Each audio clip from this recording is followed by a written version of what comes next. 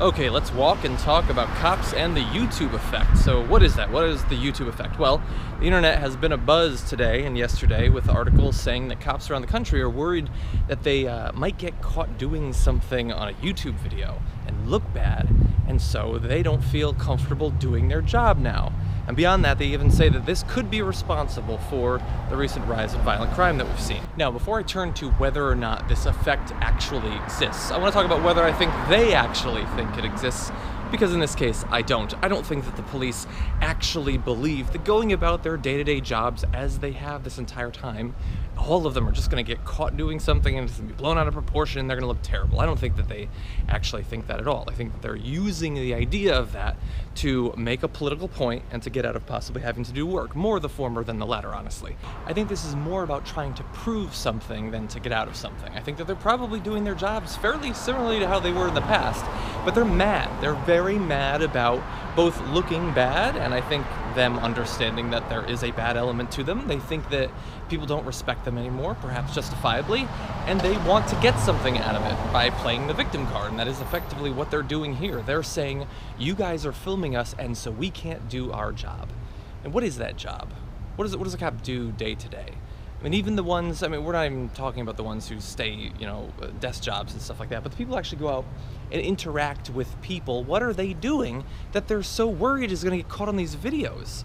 I mean, you've seen the videos. The videos that we play on the Young Turks, and we do play a lot of them, are effectively all the same. It's a situation where a person is killed who didn't need to be killed, or beaten who didn't need to be beaten.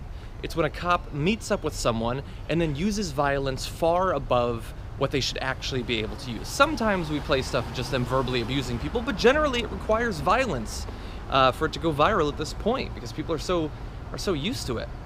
And the cops are saying that now they can't do their job, so what is it, a prerequisite to being able to fight crime that you are free to beat people regardless of whether or not it's necessary? I acknowledge, as I always try to, that perhaps there's something that I'm missing about this whole thing. I am not a cop. I don't have any particularly close friends who are cops, and so I'm sure there are things about their experience that I don't get. But I fundamentally don't think that myself and those who are spreading these videos and talking about them, I don't think that we're really asking for much. I don't think it's too tall of an order. You are given a nearly unique ability in our society to use violence when you think it's necessary.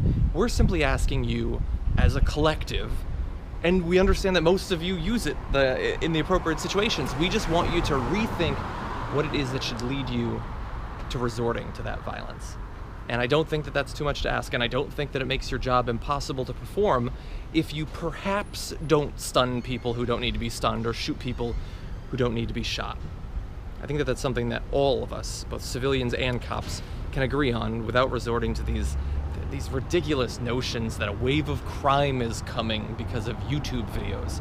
I have a feeling that that is not fundamentally what's actually happening. Anyway, thanks for watching and for walking and talking with me.